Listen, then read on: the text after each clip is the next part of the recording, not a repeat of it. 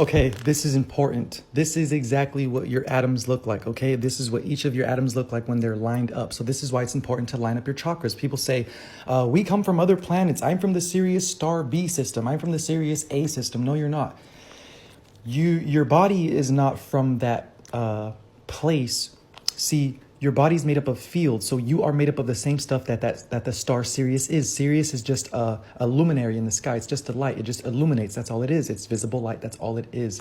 Everything that's visible comes from that which is invisible. Now, let me show you what exactly I'm talking about, because people seem to not understand this. When you have a magnet, what is the difference between the magnet before and after it actually becomes a magnet? So what I'm talking about is you have a certain substance like neodymium iron boron or Sumerian cobalt. What you do is you have to line up the atoms in the element, the substance, and now there's no difference before and after it becomes a magnet. So you can't repel anything with this substance, but now once you line up the atoms, you can start repelling and attracting other magnets, or you can pick up a spoon or something like that.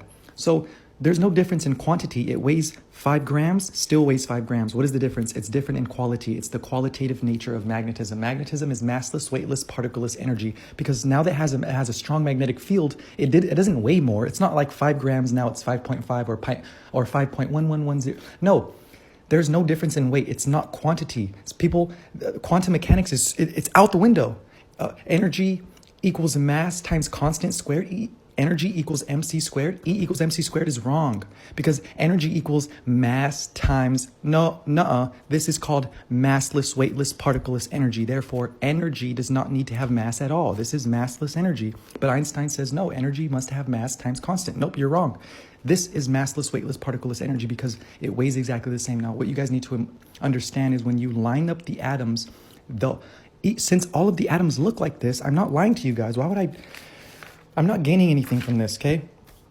Besides, the world becomes less stupider, and now my 6-year-old son doesn't have to live in a world full of actual zombies. We live in idiocracy right now because people don't know anything. So your atoms, when they're lined up, the whole thing becomes a giant field, because atoms are not particles, they're just fields. So if you line up all the north poles facing upwards, plane of inertias to each other, the whole entire substance becomes a giant atom. The whole earth is a giant atom. That's why your eye looks like this, the earth looks like this. Everything is atom. The Egyptians said all is atom. But why is Saturn a ball? It's not a ball. It has a perpetual vortex at the top, perpetual vortex at the bottom, southern eye, and the hexagon, the north hexagon pole. And the only thing is the flat planes of inertia with solidity. Everything else is gas. There's no solidity. You can't land on here. You can only land on the flat plane, the flat rings of Saturn. There's a flat Milky Way galaxy. There's nothing out there that's a sphere. Everything is flat, flat, flat, flat, flat. I don't know what you guys don't understand.